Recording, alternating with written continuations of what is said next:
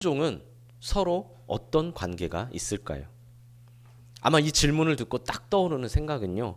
은혜와 순종은 인과관계에 있다. 서로 인과관계다라고 생각이 드실 겁니다. 은혜를 받은 사람이 순종을 한다. 혹은 순종하면서 살았더니 하나님이 은혜를 주셨다. 이렇게 서로 연관되는 관계라는 거죠. 우리가 은혜와 순종을 개념적으로 이해할 때 딱 가장 먼저 드는 생각입니다. 하나님께 은혜를 많이 받았으니까 그 은혜에 보답하면서 살려고 막 열심히 하나님 말씀에 순종한다거나, 아니면 열심히 순종하면서 은혜 받으려고 그런 게 아닌데 열심히 말씀에 순종하면서 살았더니 하나님께서 날 알아주시고 은혜를 많이 주셨다라는 거죠. 그러나 개념적이 아니라 실제 우리 삶에서는 그렇게 생각하지 않은 경우가 많은 것 같습니다. 오히려 은혜와 순종을 서로 반대되는 개념이라고 여길 때가 많다는 거예요. 무슨 말입니까? 하나님이 주시는 은혜를 순종보다는 불순종과 연결시켜서 생각하고 이해하고 받을 때가 많다는 거예요. 내가 순종하지 못했음에도 불구하고, 내가 너무나 많은 것들을 불순종하면서 살았음에도 불구하고 하나님은 사랑의 하나님이시니까, 하나님은 나를 가장 사랑하는 분이시니까 그럼에도 불구하고 나에게 은혜를 주신다는 거죠.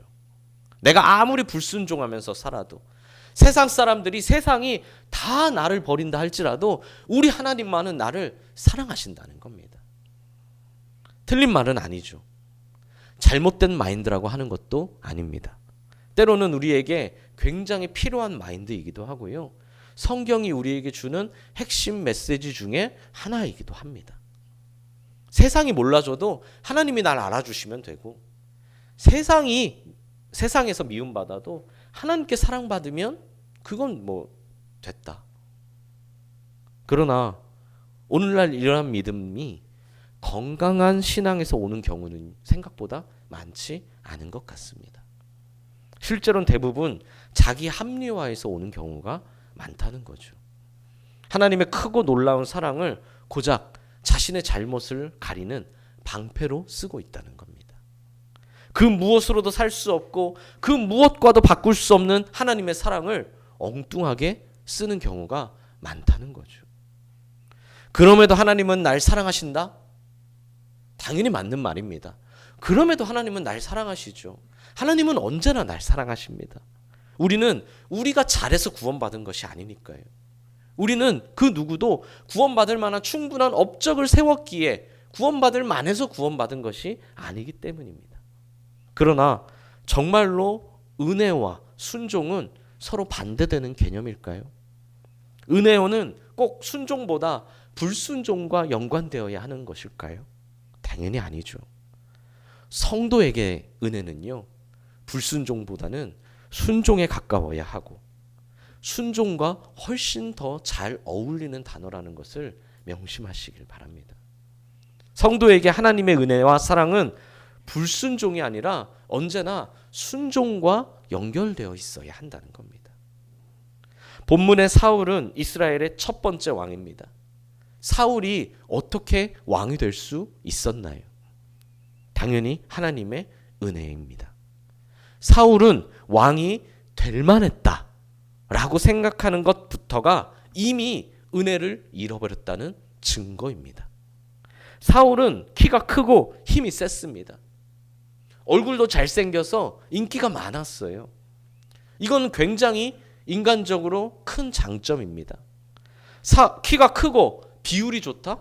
이러면 얼굴이 좀 못생겨도요, 사실 괜찮습니다. 우리 연예인들도 보세요. 얼굴 좀 못생겼는데도 키가 180이 넘고 비율이 엄청 좋으니까요. 머리가 작고 다리가 길고 막 이러니까 인기 있는 사람들이 많잖아요.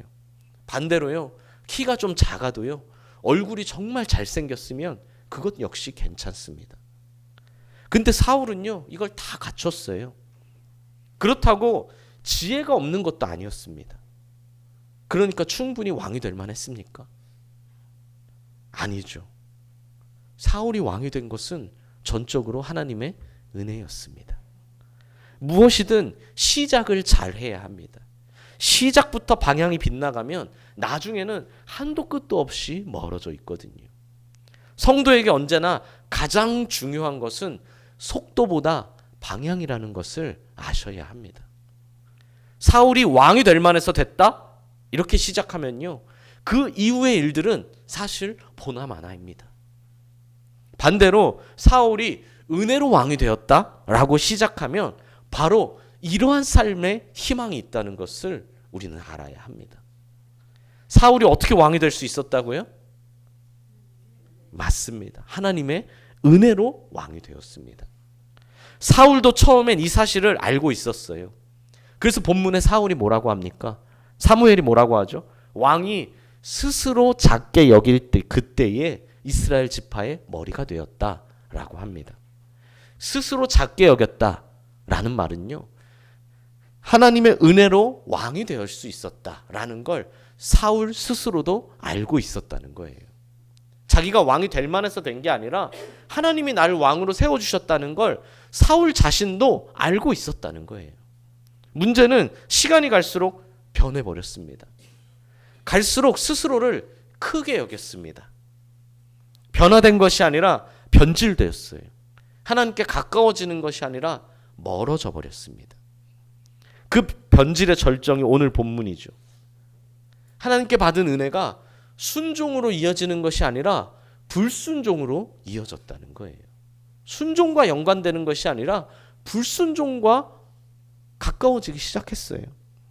하나님의 말씀보다 세상의 교훈이 앞서기 시작했고요.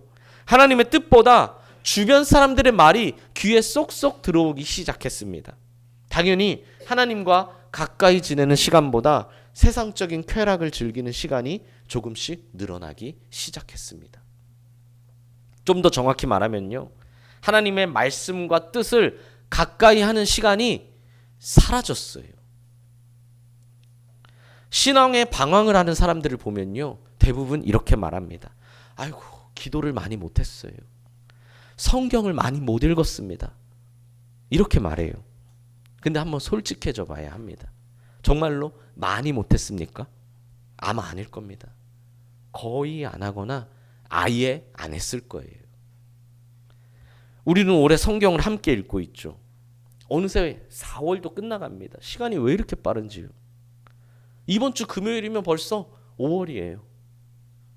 진도를 다 못 따라왔을 수도 있고 성경 읽기를 중간중간 빼먹은 날도 있을 수 있습니다. 어떻게 다 완벽할 수 있겠어요?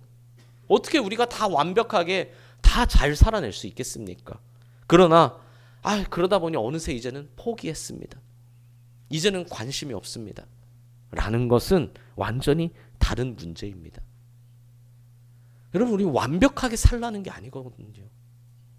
완벽하라는 것이 아니라 그럼에도 하나님의 말씀을, 하나님의 뜻을 그래도 잘 따라가 보자는 겁니다. 사울도 그런 식으로 변해갔어요. 여러분, 사울이라고 해서 갑자기 한순간에 확 변해버렸을까요? 어제까지 열심히 순종하던 사람이 딱 자정이 되자마자 갑자기 불순종의 사람으로 확 변해버렸나요? 그게 아니라는 거죠. 마치 가랑비에 옷 젖는 줄 모르듯이 아주 천천히, 아주 오랜 시간에 걸쳐 조금씩 변해갔다는 것을 아셔야 합니다. 사울의 불순종에 이유가 없었던 것도 아니에요. 단순한 핑계도 아니고 분명한 이유가 있었습니다. 그것도 세상의 시각으로 보면, 자기 중심적인 시각으로 보면 너무나 그럴듯한 이유였어요. 그 이유가 뭐였나요? 마땅히 멸해버릴 것들 중에서 가장 좋은 것들만 골라서 하나님께 드리려고 했다는 겁니다. 얼마나 좋은 이유입니까? 아주 그럴싸하죠. 자기가 쓰겠다는 것도 아니고요, 백성들에게 나눠주겠다는 것도 아니고요, 하나님께 드린다고요. 하나님께 드리려고 남겼다는 거예요. 그래서 가치가 없고 좀 이렇게 훼손되고 하는 것들은 다 멸해버렸고 가장 좋은 것, 가장 기름진 것들만 남겼다는 거죠. 하나님께는 뭘 드려야 돼요? 가장 좋은 것을 드려야 되니까요. 하나님께 가장 좋은 것을 드려야 되니까 가장 좋은 것만 남겼다는 겁니다. 자신은 그러려고 왕이 됐고 이것은 왕의 역할이라는 거죠. 얼마나 그럴듯합니까? 하지만 사무엘이 그런 사울에게 말하죠. 순종이 제사보다 낫고 듣는 것이 숫 양의 기름보다 낫습니다. 하나님은 화려한 제사가 아니라 우리의 순종과 우리의 온전한 마음을 원하신다는 겁니다. 그리고는 결정적인 말을 합니다. 왕이 여호와의 말씀을 버렸으므로 여호와께서도 왕을 버렸나이다. 하나님은 우리의 화려한 무엇이 아니고요, 우리의 진심을 원하신다는 거예요. 하나님은 어떤 화려한 말이나 화려한 환경이 아니라 그냥 솔직하고 진심 어린, 그럼에도 불구하고 내가 따르려는 그 마음을 보신다는 거죠. 이에 대해 사울은 할 말이 많았을 겁니다. 자신은 하나님을 버린 적이 없었다고 항변할 겁니다. 24절에서도 말하죠. 자신은 그저 백성이 두려워 잠시 그들의 말을 들었을 뿐이라고 말합니다. 한마디로 자신은 하나님을 버리려는 생각도 없었고 버린 적도 없었다는 거예요. 그러나 우리는 하나님의 말씀을 버린 것이 곧 하나님을 버린 것임을 알아야 합니다. 말씀과 멀어져서 내 뜻대로 살아가는 것이 곧 하나님을 버린 것임을 알아야 합니다. 그러므로 지금 우린 자신의 삶을 돌아봐야 합니다. 누구에게나 이 사울과 같은 면이 있기 때문입니다. 하나님께 몸을 들이지 못하는 이유가 있습니다. 너무나 바빴고요. 정말 일주일 동안, 지난 한 달 동안 너무나 바빴고 너무나 힘들었거든요. 너무나 피곤했어요. 그렇다고 하나님을 버리려는 의도는 없었습니다. 단지 너무 힘드니까 잠시 조금 멀리했을 뿐이라는 거예요. 하나님께 마음을 들이지 못하는 이유가 있습니다. 사람들에게 어떤 관계 속에서 너무나 큰 상처를 받았고 너무나 속상했거든요. 하나님을 버리려는 의도는 없었습니다. 단지 잠시 마음이 너무 아파서 잠시 하나님을 멀리했을 뿐입니다. 하나님께 물질을 드리지 못하는 이유가 있습니다. 요즘 따라 형편이 너무 어려웠고 쓸 곳은 더 많아졌거든요. 당연히 하나님을 버리려는 의도는 전혀 없습니다. 단지 순간적으로 필요가 많아져서 잠시 멀리했을 뿐입니다. 누구의 모습인가요? 사울의 모습이죠. 이유 없는 사람은 아무도 없습니다. 교회를 떠나는 사람들에게도 다 이유가 있습니다. 이유 없이 떠나는 사람이 어디 있나요? 보통 이유도 아니고 진짜로 그럴싸한 이유가 누구에게나 있습니다. 그럴싸하다니까 거짓으로 지어냈다는 말이 아니고요. 누구나 논리적으로 타당한 이유가 다 있습니다. 어쩌면 한 번, 두 번, 세 번, 지금까지 몇 번이나 이유를 대며 여기까지 오셨을지도 모릅니다. 그러나 그런 우리에게 하나님은 말씀하십니다. 순종이 제사보다 낫고 듣는 것이 숫 양의 기름보다 나으니라.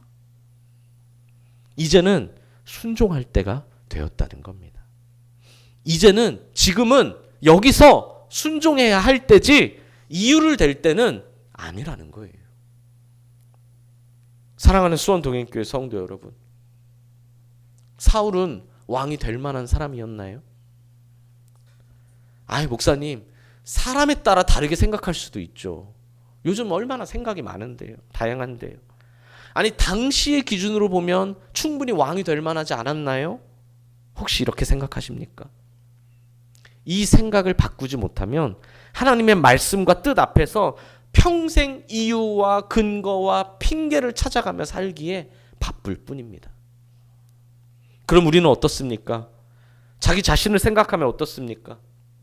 우리 교회는 최소한 이 정도는 될 만한 교회였고 나는 최소한 원래 이 자리에 있을 만한 사람이었나요? 만약 그렇게 생각하신다면 이미 방향이 살짝 틀어져 있다는 것을 아셔야 합니다. 얼른 조정하셔야 돼요. 많이도 아니에요. 많이 틀어진 것도 아닙니다. 한 1도, 2도 정도 틀어져 있어요. 근데 이 1도, 2도가 시간이 갈수록 바른 방향으로 간 사람과의 차이가 어마어마해집니다. 굳이 거기서 더 틀어지지 않는다고 해도요. 단 1도가요. 나중에는 어마어마하게 벌어져 있어요. 이것이 겸손한 사람과 그렇지 못한 사람의 차이이고, 감사하며 사는 사람과 감사하지 못하며 사는 사람의 차이입니다. 이것이 성도로서 성도답게 사는 사람과 그렇게 살지 못하는 사람의 차이이기도 합니다. 여러분 아마 부산에 있는 이재모 피자집이라는 피자집을 아실 거예요. 부산의 상권과 경제를 살리는데 엄청 큰 역할을 하고 있는 한 가게입니다. 대기업에서 운영하는 게 아니고 한 개인이 운영하는 가게 피자집인데 말이죠. 재료비의 원가가, 이 피자 원가가 뭐 정확하진 않겠지만 50% 정도 수준이라고 해요. 여러분 뭐 음식 장사를 해보시는 분은 알겠지만 재료비 원가가 50%라는 것은 남는 것이 거의 많지 않다는 거예요. 그래서 인기가 높은 거지만, 인기가 높아졌는데도 계속해서 그 비율을 유지하고 있죠. 원가의 비율을요. 소비자에게 좋은 겁니다. 근데 이 이재모 피자는요, 주일에 문을 닫아요. 여러분 주일에 문을 열면 얼마나 많은 이득을 볼 수 있을까요?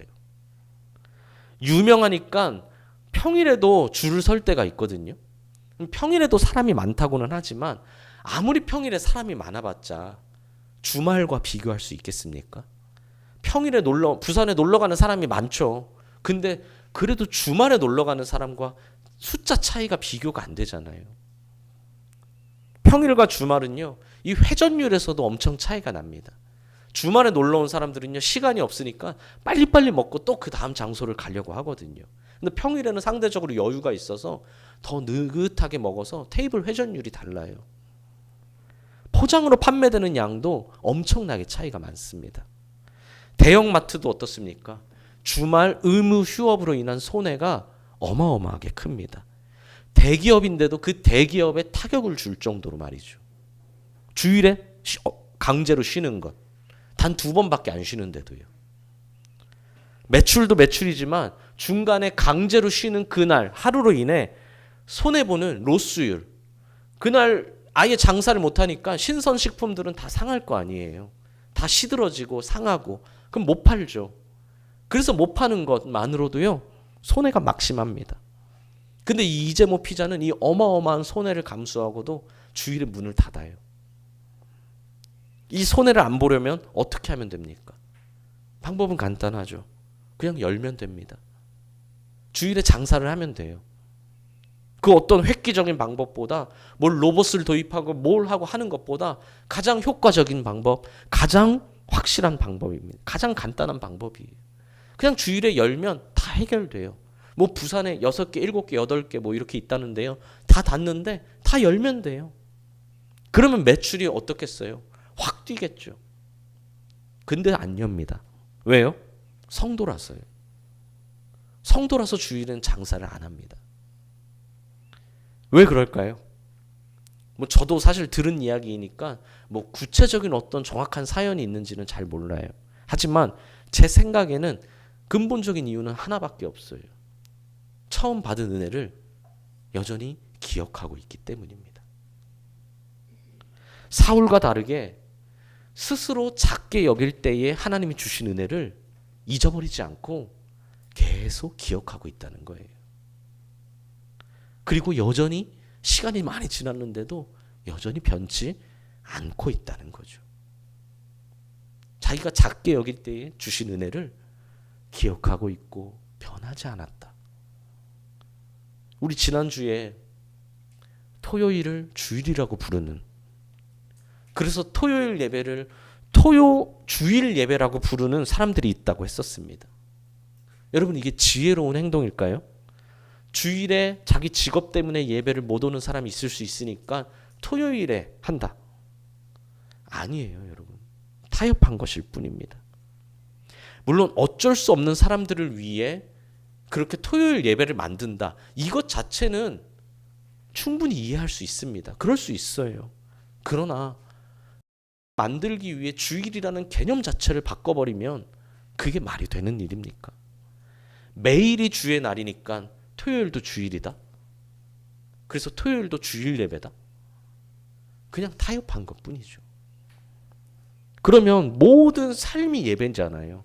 우리의 모든 삶이 예배니까 그냥 굳이 교회에 올 필요 있습니까? 내 삶이 예배인데 내 삶을 잘 살면 하나님께 주일 예배 드리는 것 아니에요? 매일이 주일이라면 이재모 피자도요, 평일에 닫으면 되지 왜 주일에 닫습니까? 일요일에 열어서요, 일요일이 주일이 아니라 매일이 주일이라면 일요일에 열어서 다른 날 뭐 월요일 날 닫고요, 일요일에 열면 돈도 많이 벌고 그 많이 번 돈으로 헌금도 많이 하면 다 좋은 거 아닙니까? 당사자인 성도도 좋고 그 교회 목사님도 좋고 교회도 좋고 다 좋은 일이에요. 다 서로 다 좋습니다. 딱 한 분, 하나님만 빼고요. 그렇기 때문에 지혜로운 일이 아니라는 겁니다. 우리가 다 좋아도 하나님이 안 좋아하시면, 하나님이 기뻐하지 않으시면 그게 어떻게 좋은 일이 될 수 있겠습니까?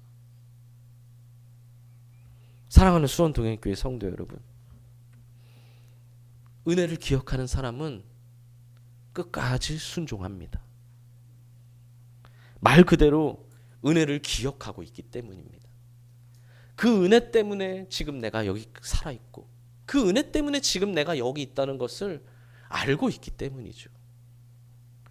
은혜를 잊은 사람은 지금 내 등이 따뜻해졌다고, 지금 내 배가 불러졌다고 마음이 변해버립니다. 이젠 스스로를 크게 여깁니다. 왕년의 내가 아니라는 거죠. 왕년에 내가 못 살 때에, 왕년에 내가 돈 많이 못 벌 때에, 왕년이 내가 재산도 별로 없었을 때 그런 내가 아니라는 거예요. 스스로를 다르게 여깁니다.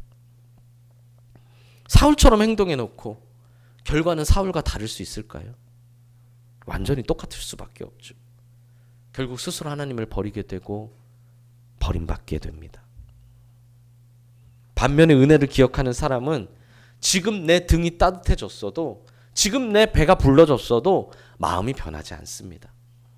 내가 나 된 것은 오직 하나님의 은혜라는 것을 기억하고 있기 때문이죠. 스스로를 여전히 작게 여깁니다. 여러분, 사실 당연한 것 아닙니까? 뭐 우리가 정치를 해서 국회의원이 되고 대통령이 되면 스스로 커집니까? 하나님 앞에 우리는 언제나 작은 자일 뿐이에요. 스스로 겸손할 수밖에 없습니다. 그래서 하나님을 바라보며 사는 사람은 언제나 겸손합니다. 겸손할 수밖에 없는 거예요. 하나님 앞에 나를 보니 스스로 작을 수밖에 없고 겸손할 수밖에 없죠. 겸손한 게 당연해요, 여러분. 그런데도 이 겸손한 것이 우리가 훌륭하게 여기고 겸손하면 대단하다고 여기는 이유가 무엇입니까? 누구나 다 하나님 앞에서 살지는 않기 때문이죠.